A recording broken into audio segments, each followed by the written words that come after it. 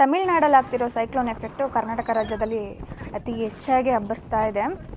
ಅದರಿಂದ ತುಂಬ ಜನ ಹಾನಿಗೊಳಗಾಗಿದ್ದಾರೆ. ದೇವರೇ ಪ್ಲೀಸ್ ಬೇಗ ಸ್ಟಾಪ್ ಮಾಡು ಅಂತ ಕೇಳ್ಕೊತ ಈ ವೀಕೆಂಡ್ ಎಲ್ಲಿ ಹೋಗೋದು, ಈ ವೆದರಲ್ಲಿ ಎಲ್ಲಾದರೂ ಆರಾಮಾಗಿರ್ಬೇಕಲ್ಲ ಅಂತ ಅಂದ್ಕೊಂಡು ನಾವೆಲ್ಲ ಒಂದು ಪ್ಲೇಸ್ ಸೆಲೆಕ್ಟ್ ಮಾಡ್ಕೊಂಡ್ವಿ. ಸಡನ್ಲಿ ಪ್ಲ್ಯಾನ್ ಆಗಿದ್ದು. ಸೊ 10 ಗಂಟೆ ಏನೋ ಆಗಿತ್ತು ನಾವು ಮನೆಯಿಂದ ಹೊರಟು ಶಂಕರಣ್ಣ ಅವ್ರ ಮನೆಗೆ ಹೋದ್ವಿ.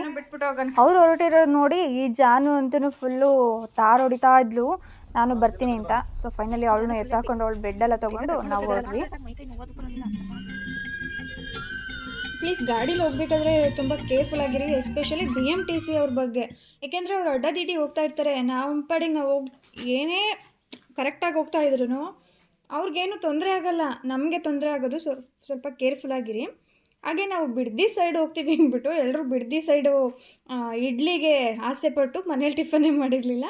ಬಟ್ ರೂಟ್ ಚೇಂಜ್ ಆಗಿದ್ದರಿಂದ ನಾವು ಮಾಗಡಿನಲ್ಲಿ ಟಿಫನ್ ಮಾಡ್ಕೊಂಡ್ವಿ. ಈ ಹೋಟೆಲಲ್ಲಿ ಗುರು ಟೀ ಅಂತೂ ಬೆಸ್ಟು. ಔಟ್ ಆಫ್ 10 ಕೊಡ್ಬೋದು. ಸಿಕ್ಕಾಬಿಟ್ಟೆ ಚೆನ್ನಾಗಿತ್ತು. ಎಲ್ಲರೂ ಟೀಗೆ ಫಿದಾದ್ವಿ. ಒಂದು ದನಿ ಸಹ ಬಿಟ್ಟಿಲ್ಲ. ಅಲ್ಲೇ ಮಾಗಡಿನಲ್ಲಿ ಕನ್ನಡ ರಾಜ್ಯೋತ್ಸವ ಸೆಲೆಬ್ರೇಟ್ ಮಾಡ್ತಿದ್ರು. ಸೊ ಅದನ್ನು ನೋಡಿಕೊಂಡು ಒಂದು ಕಾರ್ಡ್ ರೋಡಲ್ಲಿ ಮೂವ್ ಆನೋದ್ವಿ. ಸಿಕ್ಕಾಬಿಟ್ಟೆ ಚೆನ್ನಾಗಿತ್ತು.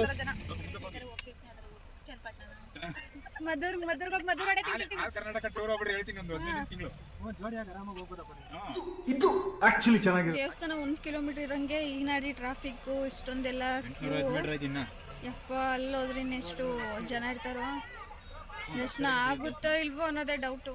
ನೋಡೋಣ. ಇಷ್ಟೊಂದು ಕ್ಯೂನಲ್ಲಿ ಹೋಗ್ತಾ ಇದ್ದೀವಿ. ಕ್ಯೂ ಅಲ್ಲ, ಇಷ್ಟೊಂದು ರಶಲ್ಲಿ ಹೇಗೆ ಅನ್ನಿಸ್ತಾ ಇದೆ? ಅಯ್ಯೋ ದೇವ, ಭಾನುವಾರ ಶುಕ್ರವಾರ ಬಿಟ್ಟು ಬೇರೆ ದಿನ ಬರಬೇಕು ಅನ್ನಿಸ್ತಾ ಇದೆ. ನಮ್ಗಿದು ಬೇಕಿತ್ತ ಮಗನೇ.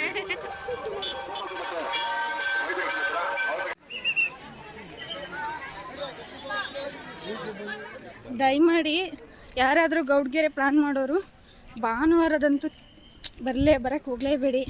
ಅದಂತೂ ಚಾಯ್ಸ್ ಮಾಡ್ಕೋಬೇಡಿ. ಭಾನುವಾರ ಬೇರೆ ಪ್ಲೇಸ್ಗೆಲ್ಲಾದರೂ ಹೋಗ್ಬಿಡಿ. Heavy crowd. ಅದೆಷ್ಟು ಸಾವಿರಾರು ಜನ ಇದ್ದಾರೋ ಇಲ್ಲಂತೂ ಅಪ್ಪ. ಅದು ದರ್ಶನಕ್ಕೆ ಬೇರೆ ಬೇರೆ ಕಡೆಯಿಂದ ಬಿಡ್ತಿದ್ದಾರೆ. ದಯವಿಟ್ಟು ಯಾರೂ ಬರೋಕ್ಕೆ ಹೋಗ್ಬೇಡ್ರಿ. ಭಾನುವಾರ ರಜಾ ಇದ್ರೆ ಬೇಕಾದ್ರೆ ಮನೇಲಿ ನೆಮ್ಮದಿಯಾಗಿದ್ದು. ಸೊ ನಾವು ಬಂದಿದ್ದು ಭಾನುವಾರ ಆಗಿದ್ದರಿಂದ ಮತ್ತು ಇವತ್ತು ಅಮಾವಾಸ್ಯೆಗಿದ್ದ ಪ್ರಯುಕ್ತ ಲಕ್ಷ ದೀಪೋತ್ಸವ ಇಟ್ಕೊಂಡಿದ್ರು ಫೈನಲ್ ಆಗಿ ಕಡೆ ಕಾರ್ತಿಕದು. ಕೇರಳ ಶೈಲಿಲಿ ಕೇರಳ ಅವ್ರು ಬಂದು ಅದು ಡೆಕೋರೇಟ್ ಮಾಡಿಕೊಡ್ತಿದ್ದು ಕಡೆ ಕಾರ್ತಿಕಾಗೆ. ಲಾಸ್ಟ್ ಟೈಮ್ ನಾವು ಮಂಗಳವಾರ ಹೋಗಿದ್ರಿಂದ ಜನ ಇದ್ದರು, ಬಟ್ ಇಷ್ಟೊಂದಿಲ್ಲ. ಈ ಮೊಬೈಲು ಇದೆಲ್ಲ ಬಂದು ಎಷ್ಟು ಫೇಮಸ್ ಆಗಿದ್ದಾವೆ ಕೆಲವೊಂದು ದೇವಸ್ಥಾನಗಳಾಗಲಿ ಪ್ಲೇಸ್ ಆಗಲಿ. ಅಬ್ಬಬ್ಬಾ ಸಿಕ್ಕಾಪಟ್ಟೆ ಜನ ಇದ್ದರು. ನಾವು ದೇವಸ್ಥಾನದೊಳಗೆ ಹೋಗಲಿಲ್ಲ. ಇಲ್ಲೇ ಬಂದು ಅಮ್ಮನವ್ರನ್ನ ನೋಡಿ ಇಲ್ಲೇ ಕೈ ಮುಗ್ದು ಓಡೋಣ ಅಂತ ಬಂದ್ವಿ. ಹೌದು, ಒಪ್ಕೊತೀನಿ. ಅಂದರೆ ಅಲ್ಲಿ ಪವರ್ಫುಲ್ ದೇವಿ ಇರೋದ್ರಿಂದ ಇಷ್ಟೊಂದು ಸಾವಿರಾರು ಜನ ಭಕ್ತಾದಿಗಳು ಬರ್ತಿದ್ದಾರೆ. ಬಟ್ ಏನು ಈಗ ಜನಮೇಳ ಜಾತ್ರೆ ಮೇಳ ಅಂತ ನಂಬಿಕೆ ಇರಬೇಕು, ಬಟ್ ಅದು ಮೂಢನಂಬಿಕೆ ಕನ್ವರ್ಟ್ ಆಗಬಾರ್ದು. ನಾನು ಜನರಲ್ಲಿ ರಿಕ್ವೆಸ್ಟ್ ಮಾಡ್ಕೊಳ್ಳೋದಿದೆ. ಅಲ್ಲೇ ಜನಗಳು ತುಂಬ ರಿಕ್ವೆಸ್ಟ್ ಮಾಡಿಕೊಂಡು ಕೆಲವೊಂದು ವೀಡಿಯೋಗಳು ಮತ್ತು ಅವ್ರು ಹೇಳಿರೋದು ಕೇಳಿದ್ದೀನಿ ನಾನು. ಬಂದು ಉಪ್ಪೆಲ್ಲ ಹಾಕ್ತಾರೆ, ಎಲ್ಲಂದ್ರೆ ಅಲ್ಲಿ ಪೂಜೆ ಇರ್ತಾರೆ ಅಂತ ಹೇಳಿ ಅವರು ಅಸಮಾಧಾನ ವ್ಯಕ್ತಪಡಿಸ್ಕೊಂಡಿದ್ದಾರೆ. ಈ ಜನಗಳು ಏನಾಗಿದ್ದಾರೆ ಅಂದರೆ ಅಲ್ಲೊಂದು ಕಲ್ಲಿರುತ್ತೆ, ಅಲ್ಲಿಗೆ ಹೋಗಿ ಪೂಜೆ ಮಾಡೋದು. ತುಂಬ ಇದ್ರಾಗಿ ಬಿಹೇವ್ ಮಾಡ್ತಾ ಇದ್ದೀರಾ. ಅದು ಒಳ್ಳೇದಲ್ಲ. ನನಗಂತೂ ಬಸವಣ್ಣನ ನೋಡಿ ತಾಯಿ ದರ್ಶನ ಆಗಲಿಲ್ಲ ಅಂದರೂ ಬಸವಣ್ಣ ನೋಡಿ ಸಿಕ್ಕಾಬಿಟ್ಟೆ ಖುಷಿ ಆಯಿತು. ಸೊ ಅಲ್ಲೇ ಕೈ ಮುಗಿದು. ಎಸ್ಪೆಷಲಿ ಇವತ್ತು ಬಸವಣ್ಣನ ಬರ್ಡೇ. ಸೊ ಅವ್ರು ಇನ್ನೂ ತುಂಬ ಅವಧಿಗಳ ಕಾಲ ಜೀವಿಸ್ಲಿ, ಎಲ್ರಿಗೂ ಒಳ್ಳೇದು ಮಾಡಲಿ, ಅವ್ರನ್ನೇ ನಂಬಿರೋ ಜನಗಳಿಗೆ ಒಳ್ಳೇದು ಮಾಡಲಿ ಅಂತ ಕೇಳ್ಕೊತ ಅವ್ರ ಕೈ ಮುಗಿದು ನಾವು ಹೊರಟ್ವಿ.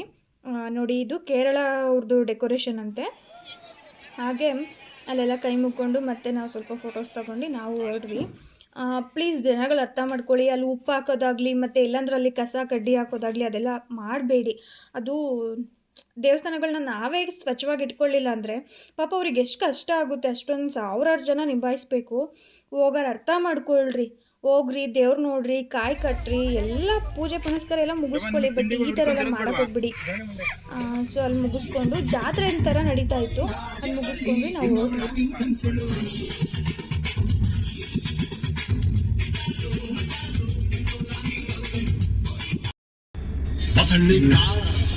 ಬಜಾರು ನಮ್ದ ಇವತ್ತು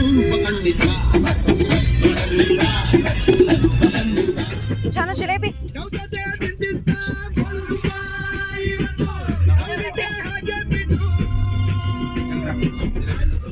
ನಾನು ಜಾನು ಕೊಡೋಣ ಅಂತ ತೆಗ್ದೆ. ಇನ್ನೊಂದು ಪೀಸ್. ಆ್ಯಕ್ಚುಲಿ ಮಳೆ ಬೇರೆ ಸುರಿತಿದ್ರಿಂದ ಮತ್ತು ವೆದರು ಸ್ವಲ್ಪ ಚಿಲ್ಲಾಗಿದ್ದರಿಂದ ಬೇಗ ಹೋಗಿ ಮನೆಗೆ ಸೇರ್ಕೊಳ್ಳೋಣ ಅನ್ನೋ ಥರ ಆಗಿತ್ತು. ಸೊ ಹಾಗೆ ಬರ್ತಾ ತರಕಾರಿ ಎಲ್ಲ ತೊಗೊಂಡು ನಾವು ಮನೆಗೆ ಬಂದು ಸೇರಿದ್ವಿ. ಬಂದಾಗ ಆಲ್ರೆಡಿ 6 ಗಂಟೆನೂ ಆಗಿತ್ತು. ಸೊ ಫೈನಲಿ ರೀಚ್ ಆಗಿ ರೆಸ್ಟ್ ಮಾಡಿದ್ವಿ. ನೆಕ್ಸ್ಟ್ ವಿಡಿಯೋದಲ್ಲಿ ಸಿಗ್ತೀನಿ. ಬಾಯ್.